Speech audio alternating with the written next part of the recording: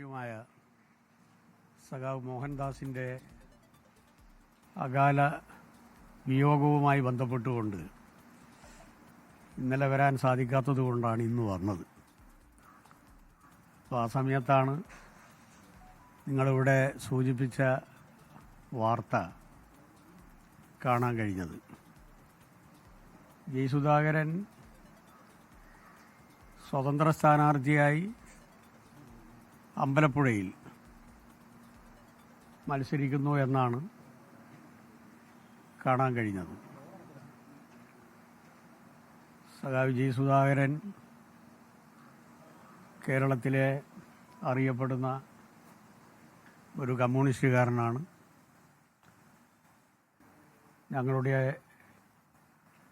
നേതാവായിരുന്നു വിദ്യാർത്ഥി രംഗത്ത്. ദീർഘകാലം അദ്ദേഹത്തോടൊപ്പം വിദ്യാർത്ഥി പ്രസ്ഥാനത്തിലും അതുപോലെ തന്നെ പാർട്ടിയിലും പ്രവർത്തിക്കാനുള്ള അവസരം കിട്ടിയിട്ടുണ്ട്. പാർട്ടി ഞങ്ങളെയെല്ലാം നല്ല രൂപത്തിൽ പ്രോത്സാഹിപ്പിച്ചു. ഞങ്ങളൊന്നും പ്രതീക്ഷിക്കാത്ത രൂപത്തിലുള്ള തലത്തിലേക്കും ഞങ്ങളെ എത്തിച്ചു. സംഘടനാ രംഗത്തും പാർലമെൻ്ററി രംഗത്തും അതിലെന്തെങ്കിലും ഒരു അസംതൃപ്തി ഉണ്ടാക്കത്തക്ക രൂപത്തിൽ പാർട്ടിയുടെ ഒരിടപെടലും ഉണ്ടായിട്ടില്ലെന്ന് മാത്രമല്ല, വിചാരിച്ചതിനേക്കാളും നല്ല പ്രോത്സാഹനമാണ് പാർട്ടി ഞങ്ങളുടെ പൊതുപ്രവർത്തനത്തിൽ നൽകിയിട്ടുള്ളത്. സഖാവ് ജി സുധാകരൻ 4 പ്രാവശ്യം MLA ആയിരുന്നു, 2 പ്രാവശ്യം മന്ത്രിയായിരുന്നു. അദ്ദേഹത്തിൻ്റെ കൂടെ 2 ടേം മന്ത്രിയാകാനുള്ള അവസരം എനിക്ക് ലഭിച്ചിട്ടുണ്ട്. നിയമസഭയിലും അദ്ദേഹത്തോടൊപ്പം അദ്ദേഹത്തിൻ്റെ അതേ കാലയളവിൽ തന്നെ ഏറെക്കുറെ ഒരുമിച്ച് പ്രവർത്തിക്കാനും കഴിഞ്ഞിട്ടുണ്ട്.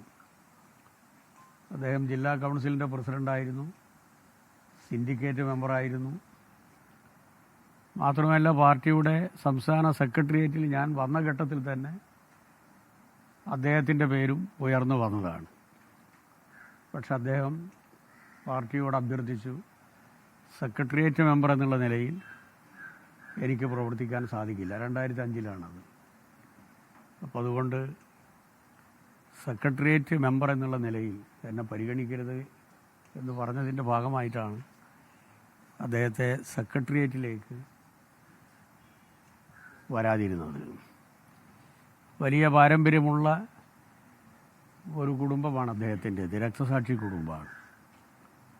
അപ്പോൾ നമ്മുടെ രമേശ് ചെന്നിത്തല പറഞ്ഞു, ഒരു രക്തസാക്ഷി കുടുംബത്തിലെ ഒരംഗത്തിൻ്റെ സഹോദരനാണ് ജി സുധാകരൻ.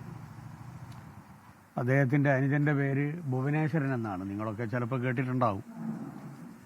1977 സെപ്റ്റംബർ മാസം 7-ാം തീയതിയാണ് പന്തളം NSS കോളേജിൽ KSU ഗുണ്ടകളാൽ മൃഗീയമായ ആക്രമണത്തിന് വിധേയമായി ഏതാണ്ട്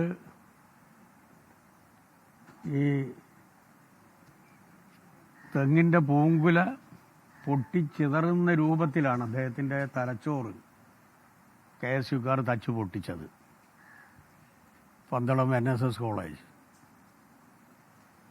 അതിനുശേഷം SFIയുടെ നിരവധി സഖാക്കൾ രക്തസാക്ഷികളായിട്ടുണ്ട്. KSUവിൻ്റെയും RSSൻ്റെയും ABVPയുടെയും ഗുണ്ടകളുടെയും ആക്രമണത്തിൻ്റെ ഭാഗമായി 37 സഖാക്കൾ SFIക്ക് വേണ്ടി രക്തസാക്ഷികളായി.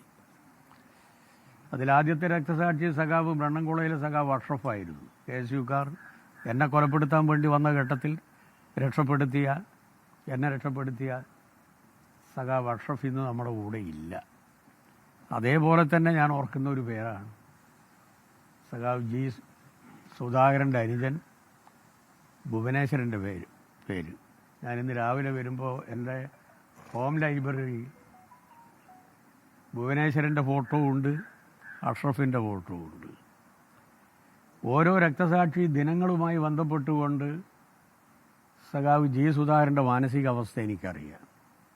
അതിൻ്റെ തലേ ദിവസവും ആ ദിവസവും പിറ്റേ ദിവസവും ഒരു വല്ലാത്ത മാനസികാവസ്ഥയിലാണ് സഖാവ് ജി സുധാകരൻ.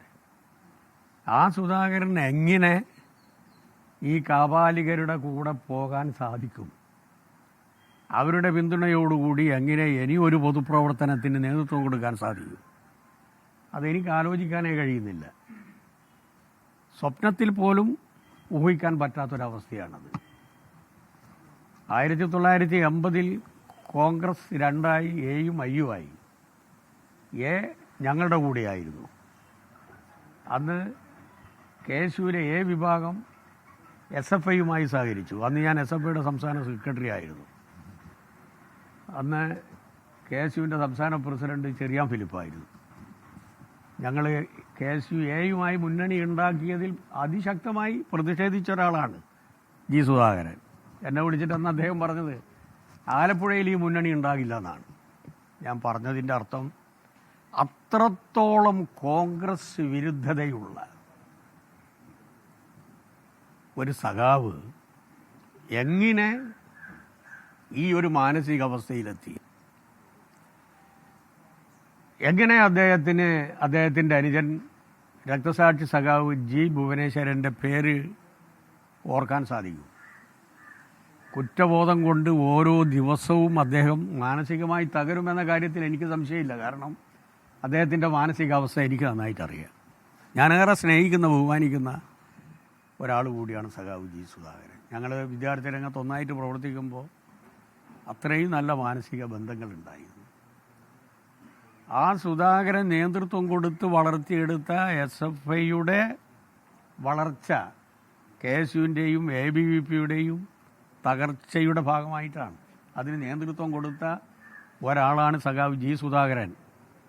അതിന് അദ്ദേഹം നൽകിയിട്ടുള്ള സംഭാവന എന്ന് പറയുന്നത് ഞങ്ങളാരും മറക്കില്ല. ഒരു രക്തസാക്ഷി കുടുംബമാണ് എന്ന് KSUക്കാർ പറയുമ്പോൾ, കോൺഗ്രസ്സുകാർ പറയുമ്പോൾ, KPCC പ്രസിഡന്റ് പറയുമ്പോൾ, പ്രതിപക്ഷ നേതാവ് പറയുമ്പോൾ, രമേശ് ചെന്നിത്തല പറയുമ്പോൾ ആരായിരുന്നു സുധാകരൻ്റെ? ജി സുധാകരൻ വിഷയത്തിൽ പ്രതികരിക്കുകയായിരുന്നു മുതിർന്ന CPM നേതാവ് AK ബാലൻ. അദ്ദേഹം പലപ്പോഴും ചരിത്രം ഇങ്ങനെ ഓർമ്മിപ്പിച്ചുകൊണ്ടേയിരിക്കണം എന്ന് പറയുന്ന ഒരു നേതാവാണ്. ഈ വിഷയത്തിലും ചരിത്രം ഓർമ്മിപ്പിച്ചുകൊണ്ടേയിരിക്കുകയാണ്. ലോകത്തെവിടെയായാലും ഏത് സമയത്തും 24 വാർത്തകളും ഓഗ്മെന്റഡ് റിയാലിറ്റി പാക്കേജുകളും എക്സ്പ്ലെയിനറുകളും വിശദമായി കാണാൻ ഞങ്ങളുടെ YouTube ചാനൽ നിങ്ങൾക്ക് സബ്സ്ക്രൈബ് ചെയ്യാം.